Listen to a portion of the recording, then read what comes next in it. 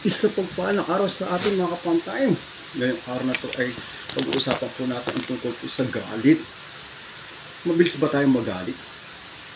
Ano bang faktor kung bakit tayo nagagalit? Marami pong dahilan kung bakit tayo nagagalit, hindi po ba? Minsan pag hindi tayo sinusunod, nagagalit tayo. O minsan pag niluloko tayo, nagagalit tayo. Minsan pag may nakakita tayo ng mga pinagsasamantalahan, o nakakita tayo na hindi maganda, nagagalit tayo. Hindi po ba? So maraming dahilan kung bakit tayo nagagalit at normal lang po sa tao na magalit. Kahit ang ating Panginoon ay nagalit, hindi po ba? Nung minsan, makita niya na yung banal na simbahan o sambahan ay ginawang palengke, nagalit siya, nagwala siya, hindi po ba? So lahat po tayo ay nagagalit. Ang tanong, paano ba natin dinadala ang ating galit at saan ba ito nagmumula? So ang galit daw ay nagmumula sa ating sarili, sa loob ng ating katawan. Ito ang emosyon na hindi natin minsan nakukontrol. At alam niyo po ba na hindi maganda po kapag hindi natin nakontrol ang ating emosyon. Kasi ito ay magdudulot ng malaking problema. Minsan marami tayong mga dahilan kung bakit tayo nagagalit, mga problema na nagiging dahilan kung bakit tayo nagagalit. Pero sinasabi nga na ang emosyon daw natin or ang problema natin ay ito ay sinasabi na treat daw natin itong bilang isang bisita sa ating.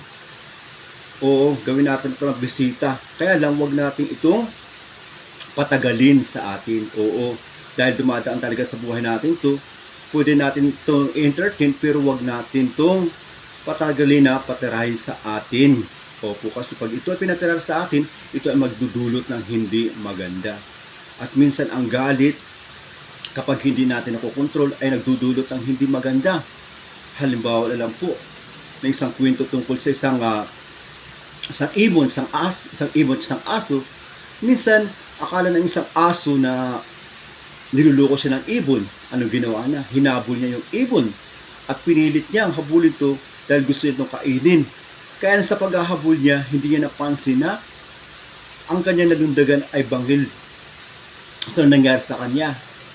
Siyempre, bangil yun, nalaglag siya, sumari siyang mamatay. Oo, yun ang possible na maaari mangyari sa kanya. Baboy man siya. Pero ano po ang nangyari sa kanya? Dahil sa walang kontrol, nagalit niya sa ibon, hindi niya namalay na bangil na pala yung kanyang talundagan. So, ganyan din tayo minsan. May mga pagkakataon na sobrang init ng ulo natin, hindi natin namamalayan. Hindi po ba? Hindi natin nakukontrol ang ating sarili. At alam po natin na marami po sa atin, o marami po tayo nakikita, na anong nangyayari sa kanilang asawa minsan. Diba? Napapatay nila, o ano mang ginagawa nila, nabububog nila, sa sobrang galit. Pagkatapos ano sinasabihin nila, nagdilim ang kanilang paningin. So ganun po kasi ang nangyayari pag hindi natin nakokontrol ang ating damdamin, ang ating galit. Yun po ay nagdudulot po ng hindi maganda. Kaya nga po, ang pinakamaganda gawin po natin is i-master natin ang ating galit, ang ating emosyon. Yun na pinaka-importante gawin daw natin, na dapat kontrolin natin maigi ang ating emosyon, ang ating galit, dahil pag hindi natin ito na-control, ito ay magdudulot ng hindi maganda. Mayroon din naman kagaya ng sobrang galit mo, minsan iniisip mo na iwakas ang buhay mo, di ba? Kadalasan, lalo na sa mga may asawa, di ba? Nakita nila na niloko lang sila ng asawa nila, o kaya ng mga kaibigan nila ang ginagawa nila, di ba? Gusto nila wakas ang kanilang buhay. Pero anong mangyayari kung hindi natin isipin, hindi po ba? Hindi maganda, marami ang maapektuhan. Maaaring matuwa pang iyong asawa dahil, di ba, wala nang hadlang sa kanya pagluloko o sinukawaan yung mga anak. So hindi dapat tayo napapakontrol sa galit.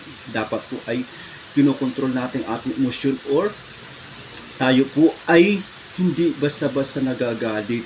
Opo, kasi napakahirap po.